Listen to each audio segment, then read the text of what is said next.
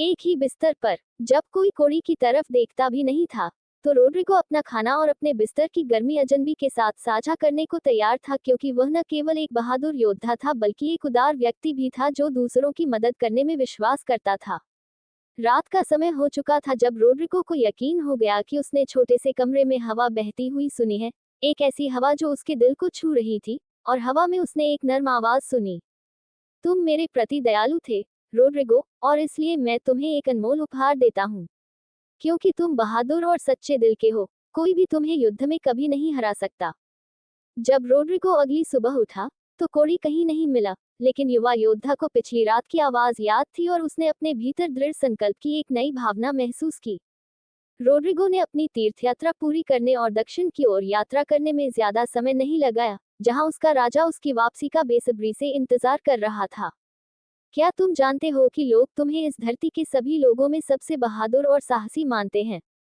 राजा ने पूछा जब रोड्रिगो शाही महल में दाखिल हुआ। मैं लोगों से सहमत हूँ। मुझे पता है कि तुम आज हम सभी को गौरवान्वित करोगे और हमारे लिए इस धरती का आखिरी बचा हुआ शहर जीतोगे। उस सुबह शहर के किनारे पर एक बड़ी भीड़ जमा हो गई। लोग रोड्रिगो को उत्तर से आए सैनिक के साथ युद्ध करते देखने के लिए दूर दूर से आए थे।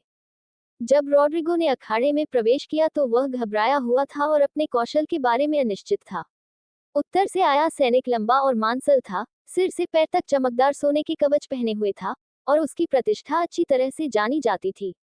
वह युद्ध के मैदान में अपराजित था और अपने दुश्मनों पर जरा भी दया नहीं करता था। दोनों आदमी अपनी तलवारें हाथ में लिए एक दूसरे के सामने खड़े थे। भीड़ उम्मीद में चुप हो गई। रोड्रिगो को लगा कि उसका दिल उसकी छाती में तेजी से धड़क रहा है। मुझे बहादुर होना चाहिए, युवा योद्धा ने खुद से सोचा। मुझे अपने परिवार या अपने राजा को शर्मिंदा नहीं करना चाहिए। और अगर मुझे आज मरना है, तो मुझे इसे गरिमा के साथ और अपनी तलवार हाथ में लेकर मरना होगा। तभी रोड्रिगो ने हल्की हवा में कोड़ी की आवाज सुनी, जो पेड़ों की पत्तियों को हिला रही थी और धरती से रेत को उठा रही थी। क्योंकि तुम बहादुर और सच्चे दिल के हो, कोई भी तुम्हें युद्ध में कभी नहीं हरा पाएगा। कोड़ी के शब्दों को अपने दिल में मजबूती से रखते हुए रोड्रिगो ने अपनी तलवार पर अपनी पकड़ मजबूत की और उत्तर के सैनिक की ओर दौड़ पड़ा। हम कभी नहीं जान पाएंगे कि कोड़ी भूत था या भगवान या संत, लेकिन उसके शब्द सच थे। रोड्रिगो ने उस दिन सैनिक को हरा दिया और अपने राजा के लिए स्पेन के सभी शहरों में से सबसे खूबसूरत शहर जीत लिया। रोड्रिगो स्पेन के लोगों के लिए एक नायक बन गया। उसके साहसिक कारनामे और उसकी कई जीतें किंवदंती बन गईं, और वह हमेशा के लिए उदार और बहादुर योद्धा के रूप में जाना जाने लगा। दोस्तों, उम्मीद करता हूँ आपको हमारी कहानी पसंद आई होगी।